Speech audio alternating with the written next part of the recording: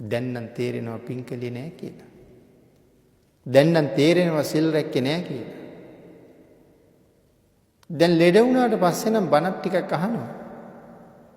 හැබැයි අහනකොට ජීවිතේ වටිනාකම බණෙන් කියනවා. ලෙඩ වෙන්න කලින් තමන්ගේ කාර්ය කරගන්න කියලා ධර්මයෙන් කියනවා. නමුත් ඉතින් ලෙඩ වෙනකම්ම මට බැරි වුණා. දැන් නම් පැනලා දුවලා ගිහිල්ලා සිල් ගන්න බණ අහන්න වත් පිළිවෙත් කරන්න පින්කම් වල යෙදෙන්න හිතෙනවා. හිතෙනවා වුණාට දැන් ඉතින් ලෙඩ වුණා කරන්න දෙයක් නැහැ. සනීප වුණාමවත් කරන්නම් කියලා හිතනවා. සනීප වුණාම ආයි කරන්නේ නැහැ. ඔක අමතක වෙනවා. යම් දවසක සනීප නොවෙන්නම අසනීප වෙනවා. මනුස්ස ජීවිතයක වටිනාකම බුද්ධාන්තරයක ශ්‍රේෂ්ඨත්වය සතර අපායේ තියෙන භයානක බව මේ සියලු දේවල් අහන්න ලැබිලා තමන්ගේ ජීවිතයේ નિરර්ථක නිස්සාරව නිකම්ම ගෙවුණ කියලා හිතන කඳුළු බිබි මිය දෙන්න තමයි සිද්ධ වෙන්නේ.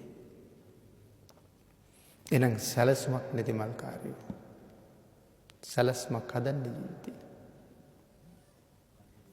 බණ අහන්න කාලය, තුනුරුවන් වඳින්න කාලය ජීවිතේක වෙන් කරගන්න. අපි උදේ ඉඳන් රෑ වෙනකන් මහන්සි වෙලා මොනවා හරි ටිකක් අනුභව කරලා වැටිලා නිදා ගන්නවා. පහුවදා උදේට නැගිටලා ඒ ගමනම යනවා. අපිට පින් කරන්න කාලයක් තිබුණේ නැහැ. අපිට සිල් ගන්න කාලයක් තිබුණේ නැහැ. අපිට ගුණ පුරන්න කල් තිබුණේ නැහැ. සමහර කෙනෙක් ඔය ආස්සේ ඉඩක් හදාගෙන සිල් ගන්නත් යනවා. භාවනා කරන්නත් යනවා.